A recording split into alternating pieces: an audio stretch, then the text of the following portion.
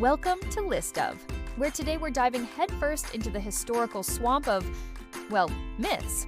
The kind of tales that have been passed down, whispered around campfires, and probably even etched onto ancient pottery only to be revealed as utter hogwash centuries later. We all love a good story, but sometimes the truth is far stranger and, frankly, a lot funnier. So buckle up, because we're debunking 7 historical myths everyone still believes. First up, let's talk about the good old days of the Vikings. You know, the hulking warriors with their horned helmets, charging into battle like a Viking-themed, slightly smellier episode of a stadium rock concert. Except, they didn't. No credible historical evidence suggests Vikings ever wore horned helmets in combat. It's a 19th century opera costume invention, folks. Imagine showing up to a medieval brawl with those things sticking out. You'd be tripping over your own headgear before you even swung an axe.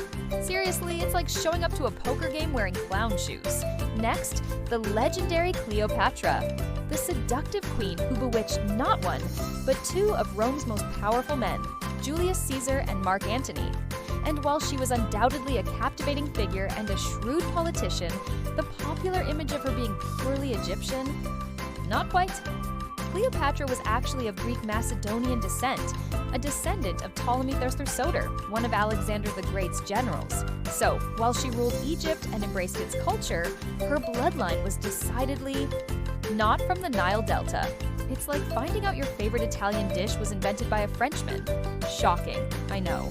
Let's move on to a culinary favorite, Marie Antoinette. The Queen of France famously, or rather infamously, if a peasant couldn't afford bread, declared, "Let them eat cake," a wonderfully dramatic line, perfect for fueling populist rage. The problem? She probably never said it. The quote, or variations of it, appeared in writings before she was even alive and had been attributed to other noblewomen. It's more likely a piece of propaganda, a convenient soundbite to paint the monarchy as out of touch and utterly disconnected from the suffering of the common people.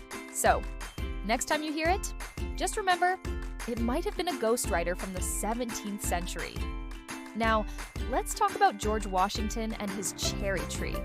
The story goes that a young, honest George, unable to tell a lie, confessed to chopping down his father's favorite cherry tree with a hatchet.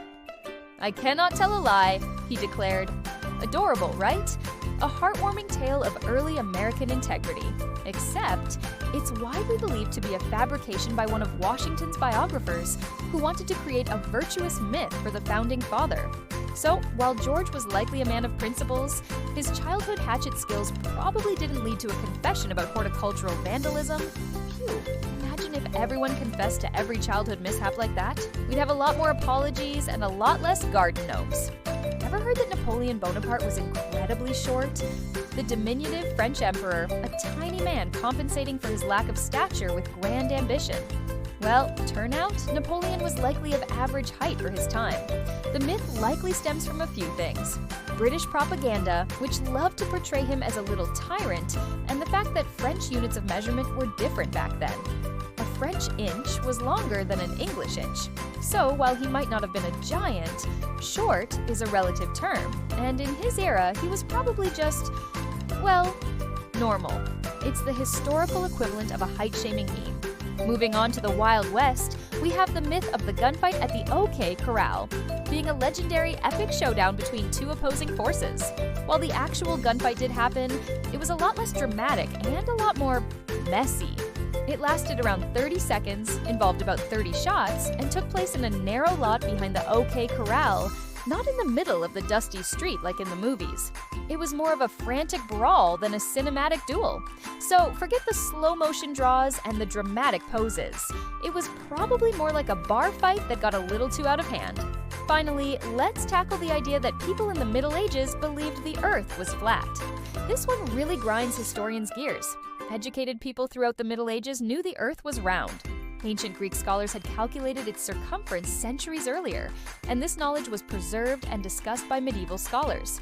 The myth of widespread flat Earth belief is largely a creation of the 19th century, an attempt to portray the Middle Ages as a dark, ignorant period.